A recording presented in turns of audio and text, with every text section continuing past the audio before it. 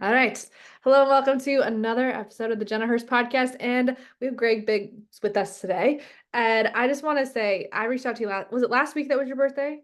Yeah, Yeah, yeah. yeah. I'm on this mission that I like to say I'm changing the world with my friends. So I reach out to people on their birthday to say hello. We're friends. I've yet to meet you, and what are you up to on the planet? And would you want to be on my podcast? And you just were like, yes, and I appreciate your just leaping into this. It's one of my biggest values. So with that, getting us started, I would love to just pass the mic and have you share. And I'm with the audience, learning about you, what you're up to, who you are, because I just see you're doing good things in the world, and I want to hear more. Thank you so much. Yes, it was so amazing and so refreshing just to see such a heartfelt and genuine message come through.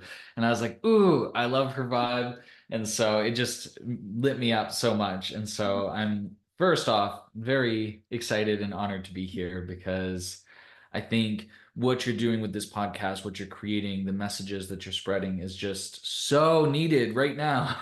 It is. So yes, so I'm really happy to be here. Online, I'm known as Greg Biggs. Kind of was a big journey that I've been on, and it took me across the world, Australia, New Zealand, Bali, all over the place, just kind of really starting to dig in and figure out who am I, right?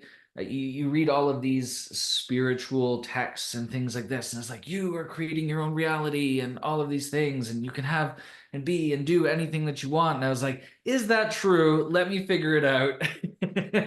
And so I left, originally born in Canada, and when I graduated high school, I was like, okay, I'm booking a one-way ticket to Australia, and I'm going to figure out of everything that I've learned in self-development and spirituality, what's real and what's just BS. And I learned really quickly because I knew nobody and I landed and I was like, all right, every single day I get to invent myself over and over and over and see what aspects of me are the most aligned. And it really helped me to like drill down to this like core central idea of self.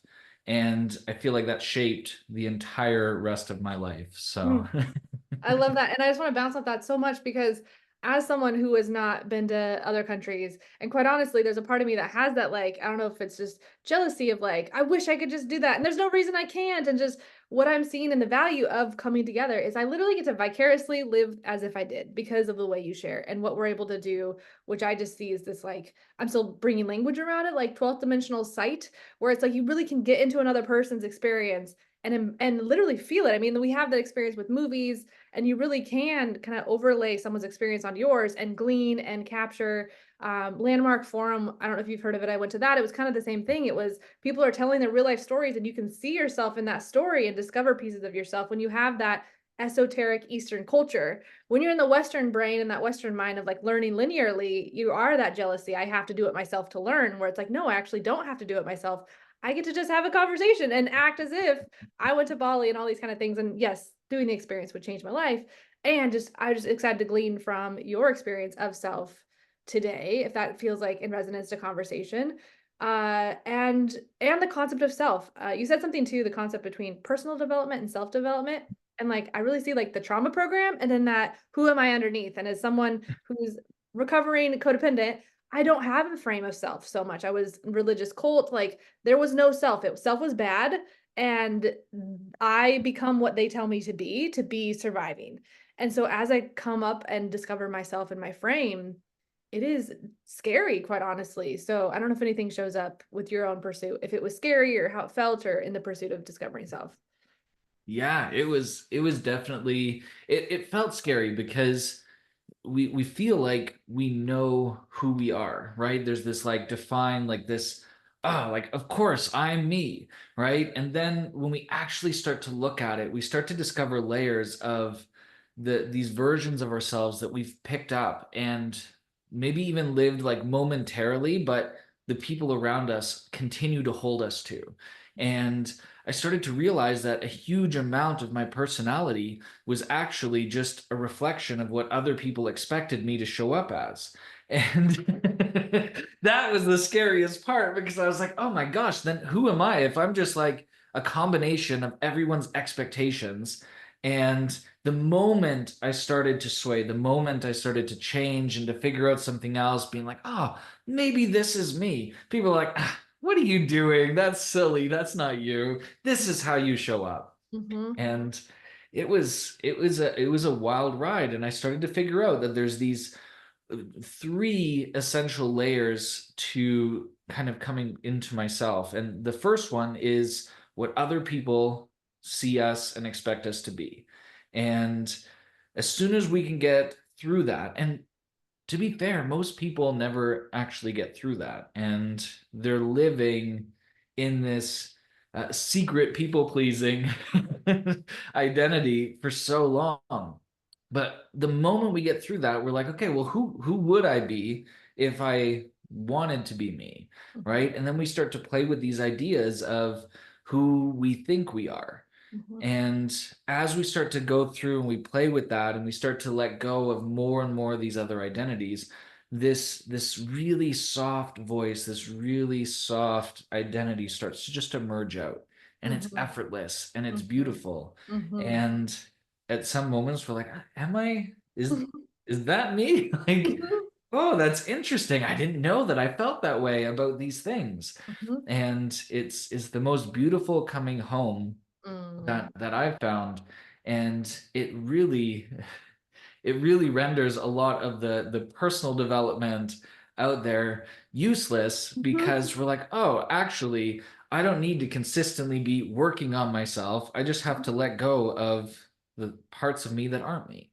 That's and there's that dichotomy too of like like there's still quote unquote work to be done, but it's like unworking at the same time. Like it is such a dance of like the work is to unwork and it's still work, but it's still unwork. Like it's just it flips in and of itself over and over.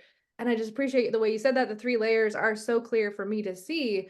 And it really I come from the ADHD autism world of unmasking. And so it's like you were one way and then you unmask and you kind of swing to this other extreme to really come home to that center. And Yeah. really this permission to do that, that's much of what my purpose is creating a space for the people to do that because it is so shocking to the environment when that is not the culture. When you are playing around with self and the personality, and the distinction between personality and self in our conversation today is just changing my world in such a major way. There is a distinction. It's like this personality I've known myself and was told to be, and this very quiet thing, like you said, that's like, oh, that's me. I didn't know that was me. And like why we need, I believe, community too. It's like, no, we need someone to point to that is who you are and to confirm that and give space to embody that and play around with that and fail with that. Like, I'm a nice person and then I did this. Like, that doesn't add up. How can I be a nice person? I got to collect proof that I'm not the thing that myself says I am, like that whole self-sabotage thing. Yeah. So with that, I hear you have a structure. So I'm gonna just say you most likely have offerings and communities and things like that. Or if you don't, like where is your heart and kind of how you're creating on the planet and changing the world, as I like to say. Yeah. A lot of my focus is I started to play with this game, and I know a lot of other people run into this similar thing where I started to figure out all of these stories and that I could, in fact, create my reality. Because you said, like, your personality and self, they're very different. Personality is kind of a conjunction word of personal reality. And Mm-hmm. your personal reality is made up of your beliefs, your convictions, and all of these like identities that we've picked up along the way all of a sudden start to shape the lens of how we view this world around us and how we view ourselves. Mm-hmm. And so naturally, we're going to attract things that match that view. And so for a while, my money story was this roller coaster of up and down, and I had to work really hard in these jobs that I hated in order to make some sort of money and all of these things. And it was just this like I'd work until I just felt like the soul was sucked out of me. And then I had to like leave because I was like, I can't keep doing this. And this is where I kind of started on this interesting unfoldment, and it actually happened while I was in Australia. Mm-hmm. I was in South Australia in Adelaide, and I ended up in this like home that there was a few other roommates, and I had about like 3 months there before I had to find my next spot. And I was like, okay, I'm gonna go and figure out like how to make some more money and get all of the, like back on my feet. And I was walking, and there's this big outdoor mall called Rundle Mall, and there's like statues and all these storefronts and things. And I'm walking through, and I'm like, it's this beautiful, beautiful day. And I run into some people on the side of the road, and they're like, hey, like we're here with Amnesty International. Have you heard of us? And I was like, oh my gosh, I love Amnesty International, the best charity. And they're like, what do you know about us? And I was like, you take no money from the governments because you fight governments and like all of these things, and you give people their rights back. And he's like, yeah, oh my gosh, would you like to donate to us today? And I was like, actually, I'm looking for donations myself. And so we get talking, and we're chatting for probably close to an hour. And they're like, actually, we're looking to hire a few more like spots here. Is this something you'd be interested in? So we sat down, we grabbed coffee, and we kind of chatted about it. Lo and behold, the next week, I end up in this like group interview. I get this job, and nobody believed that I could do it. Right?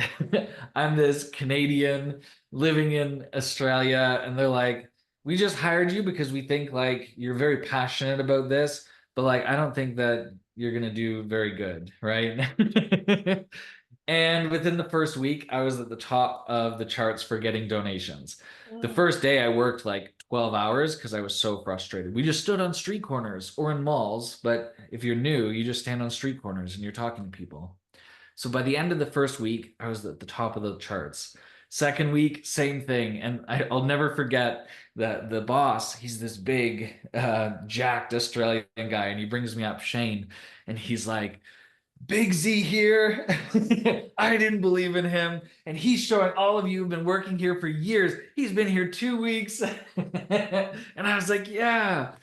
And what I started to figure out was that there's this ability to actually communicate that most people don't have. And it's listening. Mhm. And the only thing that I did different from everyone else at that point was I just listened to what people were saying. I wasn't waiting for my turn to speak. I wasn't trying to like convince them of anything. I would just say, like, here's these things, and they'd kind of talk to me. And we get into these deep conversations, and they're like, oh, actually, I see what you're doing here, and I love it. Let me help. And so by the end of 2 months, I was training my own team, and our whole team got to the top of the charts. And so by the end of like 4 months, I had like team leaders that I was training, but we were getting paid to travel all around Australia. So I got to see all of Australia and get paid to do it. And it was the coolest thing. And I was like, wow, like my only goal going into Australia was like, how cool would it be to get to travel all of Australia and get paid for it? And that was the intention that I put. And it somehow happened. And I was like, oh my gosh, this is amazing. And so I started to like really look at what are some of these core things that like unfolded that allowed me to go from having like I'm completely out of money and I don't know what to do to having like accommodations paid for me and travel paid for me and money going in my bank account. And it was really cool. By the end of the first year of us working together, our team raised $3.5 million for Amnesty International. And Wow. they had launched their Women's and Children campaign, Women's and Children's Rights. So I was all about it. And so we got to meet the director, and they're like, thank you so much. Like, this has been so impactful. And we got to see some of the places that those donations went to. And it just made me like so, so, so happy.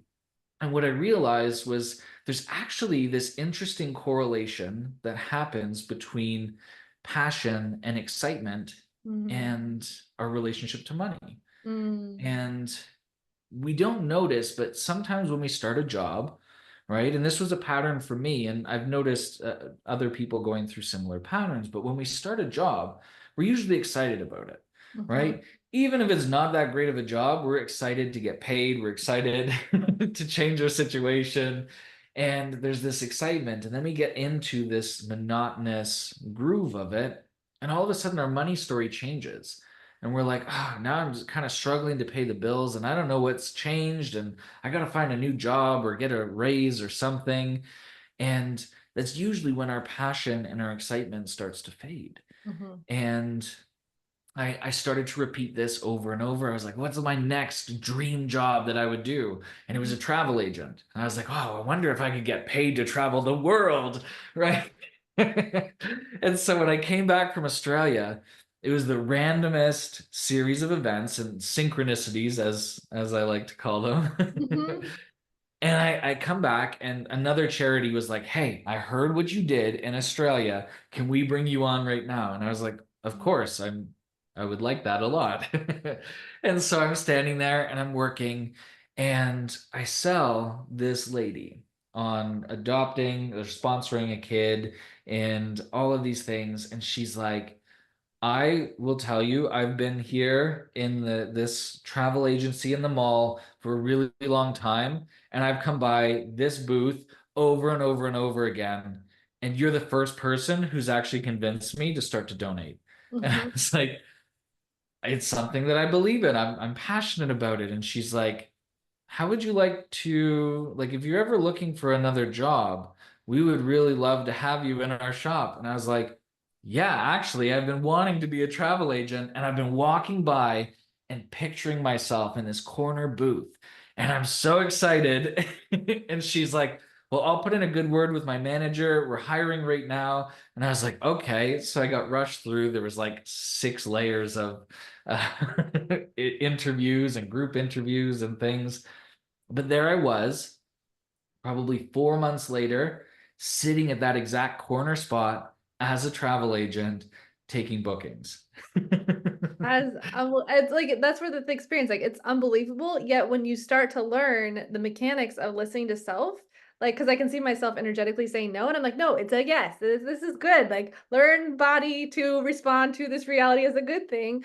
As I really Yeah. just see in my own personality programming of what I'm on a mission to demystify reality. When you do learn, I've got my brain buzzing, how the mechanics of synchronicity and embodiment and what we're made to do, like once you can learn that and from a grounded, I see it as math space, it's like my body's like, no, that can't be. It's like that's why it's not happening because you don't believe it can happen. And so how do you like actually see yourself? And that's something I've used with creating content online is seeing myself in what my body believes personality wise and then what my mind cognitively knows is possible and bringing those two together. And I just really see this listening to the still small voice, listening to the self.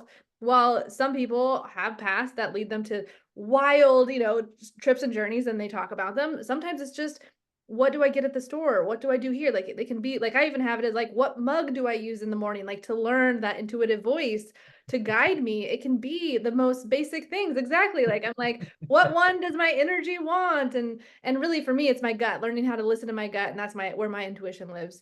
And just learning like what does my body self want compared to the mind program that's like you got to pick this, you got to do this is what you're told to do, all based on false beliefs from the past that are not hiring us to our highest good is how it wants to come through.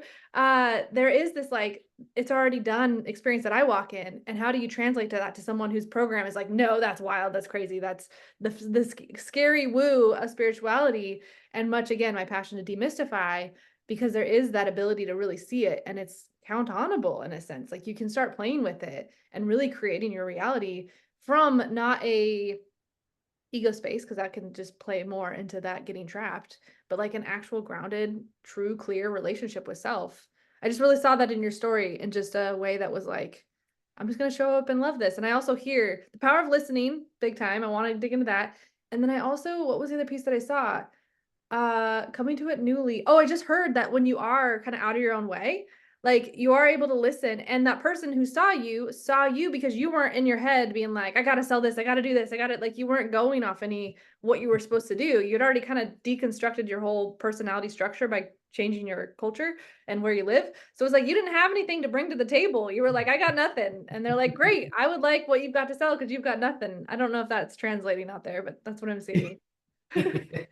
Exactly. No, it's so true because there's this really powerful and prevalent wisdom in personal development, and it's fake it till you make it. Mhm. And I don't believe that that's true at all. I feel like that is just us consistently lying to ourselves every day until we are just accepting of the lie and we're like, okay, it's fine. And then maybe something will happen. Maybe we'll just start seeing the truth again. And it's so true because people feel that, right? There's there's the phrase in the sales world, and it's commission breath, right? Mhm. You can tell when somebody just has the sole goal of making money off of you. And you're like, ah, like I can feel it. And Mhm. that's the same thing when people are like, there's something that's incongruent, there's something that's not right Mhm. about this person. And I don't know what it is, but I don't feel comfortable and I want to like steer away. And Mhm. that happens in relationships, Mhm. right? You see people go on their first date and this person's just like faking it till you make it. You're like, I don't believe any of this right now, and I'm uncomfortable and I'm leaving. Yes, yes. And that fake it till you make it. I was so that way prior. And there is that ability, like we all subconsciously have those feelings. We just have the ability to kind of be like question them or not listen to them and, see the red flag and just be like, oh, I'm going to pretend that I don't see this. But like intuitively at your heart's heart, you're like, this isn't right. But I'm going to still act like it's not a big deal. And we kind of get ourselves entangulated there. Uh, and so with that, I do want to point to the fact that in the world of what you're creating, what you're up to, how you're changing the world, you're obviously creating content online. Anything else that you are passionate projects or anything you're like can invite people into with being here on the space? Yeah, of course. We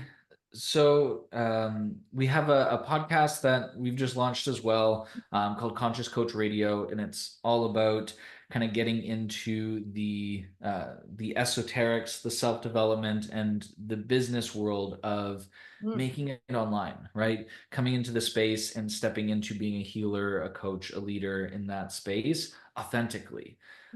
So there's kind of that message, and that's very much connected to, like you said, the next most important piece is a community. mhm, And we have the Conscious Coach Collective, which is just a community space where we can come in, we can ask questions, we can get support, we can get help completely for free. mhm, And we're constantly adding in more resources and trainings and things just to help people to change their money story, change their reality experience without having to do as I did and pick up jobs and are you figure. guys on school?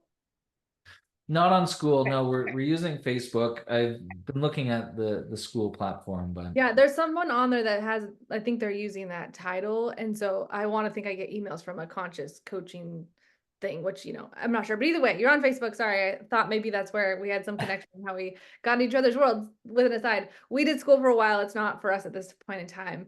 Either way, you're on Facebook, so people can find you on Facebook. I'll link all the stuff down below.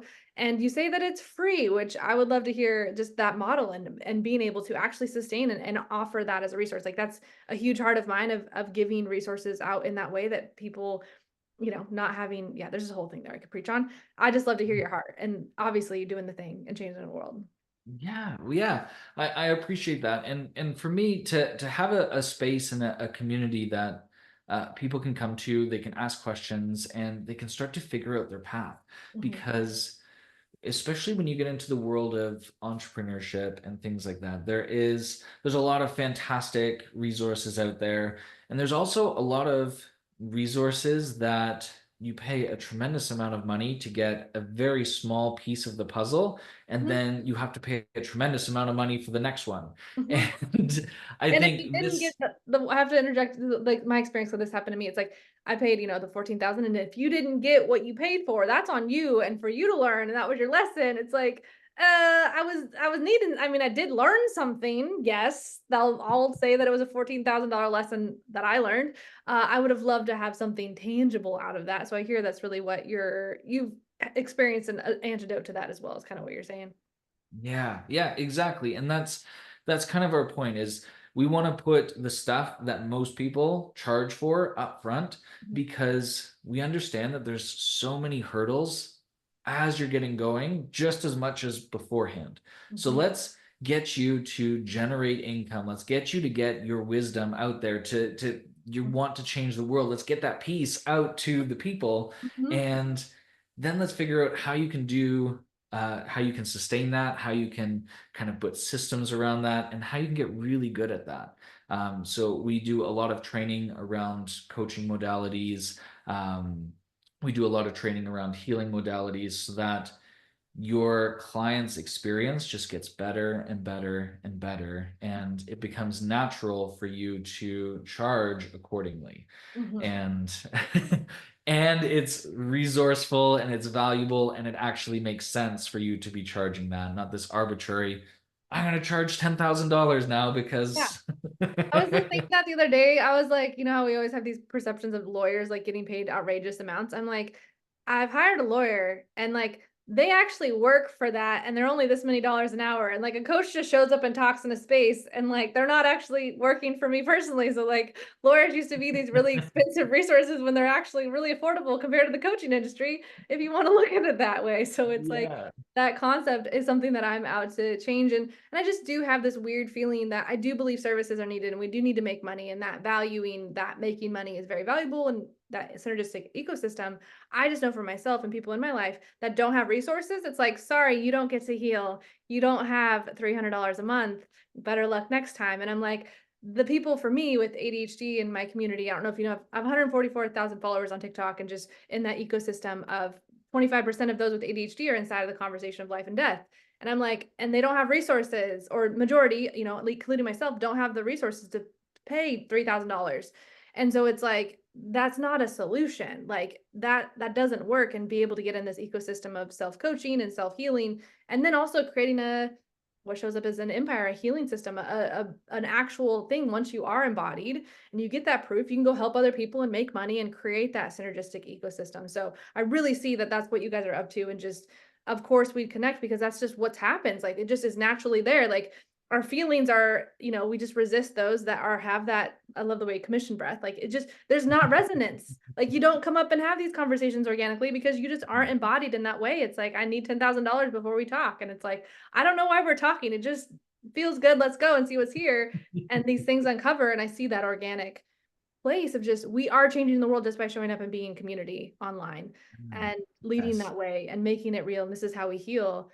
And I just appreciate you for what you're doing. And I'm just beyond grateful. It just feels like striking a gold mine. I feel like that's where I'm at with every person who's a Facebook friend of mine. It's like, I feel like you're either going to resonate away or you're a gold mine that I want to tap into and that you're changing the world too.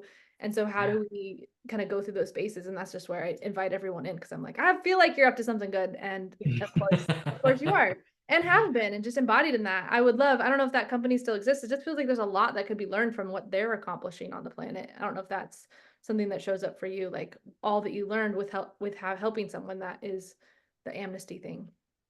Yeah, yeah. You can definitely still connect with Amnesty. They are absolutely incredible. And Amnesty International and Operation Underground Railroad, Yeah. OUR, are the two uh, places that even to this day that we still tie, that we still offer donations to, because they're helping to change in places that nobody else is willing to look. Mhm. And so, for those of you who aren't aware of OUR, Mhm. um, it's essentially helping to get kids out of trafficked situations where they're being held hostage and kept, and help them to heal and rehabilitate and come back into society again after some of the most atrocious things that they've had to witness and experience. Wow. Wow. Yeah, I have not, I've only heard about it, not actually understood the rehabilitation. And just, if anything, that is that experience. Like we're all in rehab in a sense, and to whatever degree life has harmed you, and some to the nth degree, and some, you know, maybe not as much. It's just we're all in rehab to get to back to self. And so I just appreciate that perspective. We are at the 10-minute mark. You shared your 3 things you talk about forever for.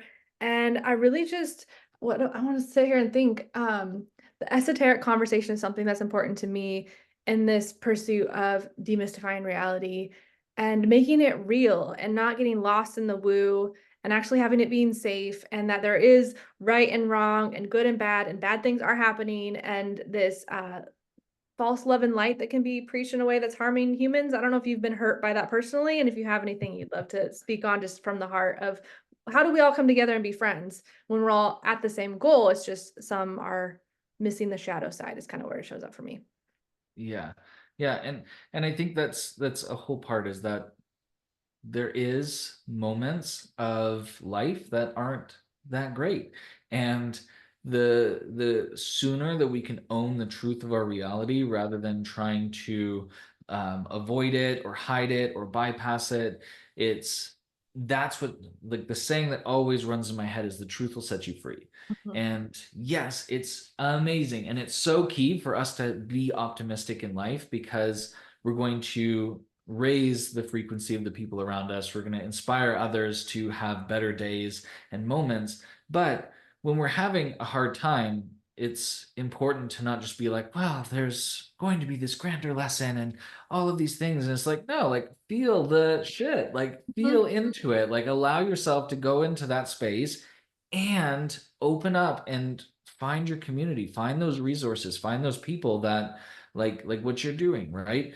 Is finding these avenues where you can connect and be supported and held through it. Mhm. And sometimes we don't have that directly in our lives, and so it's community, it's spaces like what you've created Mhm. where people can reach out and they can kind of Yeah. have some mirrors and a hand up through those experiences, so we can come back to the truth of, okay, Mhm. now that I've gone through that, now where's the lesson in that experience, Yeah. right? Yes, I feel that, and much of my experience being radical online is public humiliation in many ways, because I am showing up just in the rawness of it to show that, to normalize that it is shit at times. And I actually caught myself for the first time last night. My partner and I went through some really intense stuff, and I was just making it okay. And it wasn't until last night I was like, this isn't okay. Like, it actually got me to the truth will set you free kind of aspect, and it's still unfolding.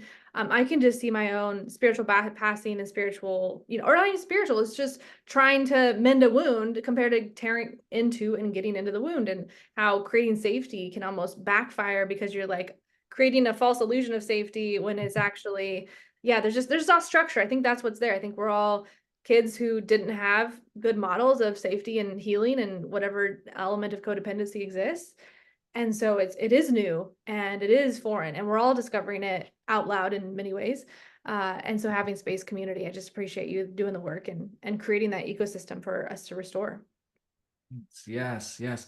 And that's exactly what you said. I feel like the perfect visual that I always have is, if we're just bypassing, we're letting the wound be infected underneath and saying, it's okay, it's fine. And everybody's Yes. like, I feel like it's not Yeah. okay. And Yes. you gotta, like, open it up and, like, cleanse that in there. Yes, that, and they'll say that's for me because I'm on the codependent side of codependency, or the empathetic side or whatever.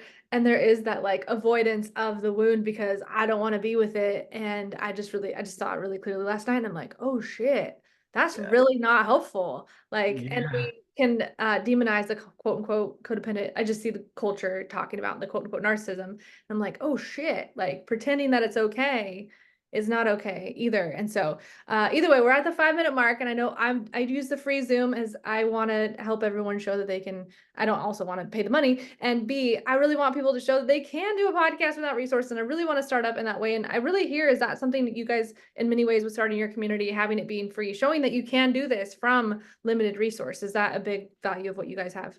Exactly. Yeah. And I think that's so important, is having the space where people can have, here's, like, as you grow, here's the systems that you can pay for, but, like, you don't have to pay for all of the things. And that's Mhm. the beautiful thing of the wisdom economy and being part of this space where we're Mm. sharing this wisdom, this growth that we have, is that we don't have the infinite overhead Mhm. that wasn't possible years ago, Yes, right? yes, yes. And exactly, just, you have free resources at your disposal, so use them. Which I guess, I don't know, with your esoteric research, is in Eastern culture, was there a point in time where they profited off of esoteric wisdom? Like, did they have ecosystems so that, like, you have to pay money before you get this wisdom? Is that historically anything they've done?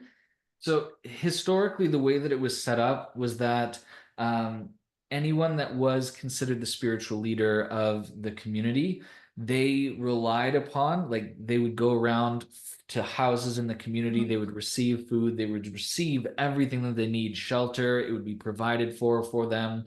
And so whereas there wasn't a monetary exchange, they Mhm. were always being provided for by the community in every single way that they needed. If their robes tore, they got new robes. And Mhm. that's that's where we look at now. We're in a bit of a different place where currency, money is an essential part, and it's Yeah. just the same as like, hey, if you want more podcasts like this, if you want these things, like donate, Mhm. right? Mhm. Share, like pay for Mhm. the programs, join into these things because it's allowing somebody to continue to be that channel of Yeah. wisdom and guidance and a pillar. And that's what I love that you're doing here. Thank you. And same to you. And just what in the beautiful thing of resonance, we're all coming together and getting to see each other in each other's experience because it is authentic and true and what's possible. And so thank you for that reflection. I think that's something that I'm out to create in my community too, where we start to value our embodiment while, yes, having resources to charge, is just beginning to see that we actually have something that's worth looking at and valuing and paying for. Like we're not just talking to talk, like we actually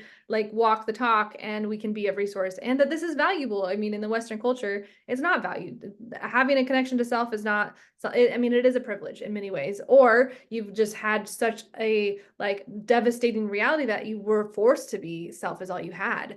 And so there's kind of those two extremes of high privilege or high destruction.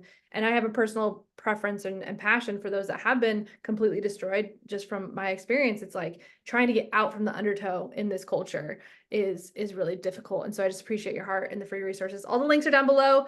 We've got like 1 minute left. Anything you'd leave the people with, or those that are listening, anything that you need the whole world to know? If the whole world heard if you sent one text message to the whole world today, what would you tell them? uh, I would probably say that if you aren't taking even 5 minutes to just sit in stillness and quiet, as we would call meditate, because you think you have to jump through these hoops, Mhm. then you are missing a massive, massive part of life. The Mm. ability to sit and have just a moment of space from Mhm. the day, from engaging with the outer world to really tap into the inner, that is the most important piece to allow that like still small voice Mhm. to be heard and for you to have your communion with source, the universe, God, however that appears to you. That is your moment to actually tap into that. And Yeah. so take that 5 minutes today. Yes, and I will say I don't have the answer today. And just for those that would be like, I can't do that, and whatever shows up as that oppositional force to not to keep you from that, I know that's what you're out to create. That's what I'm out to create, is to how to start to be with that unpacking of that energy that is avoiding that connection with self. And so more to come always. Thank you for leaning in. Thank you for leaping in, and just a pleasure. I know this is only the beginning, and we'll talk soon. I appreciate you so big, Greg. Take care. Much love. Love Talk you. soon. Bye.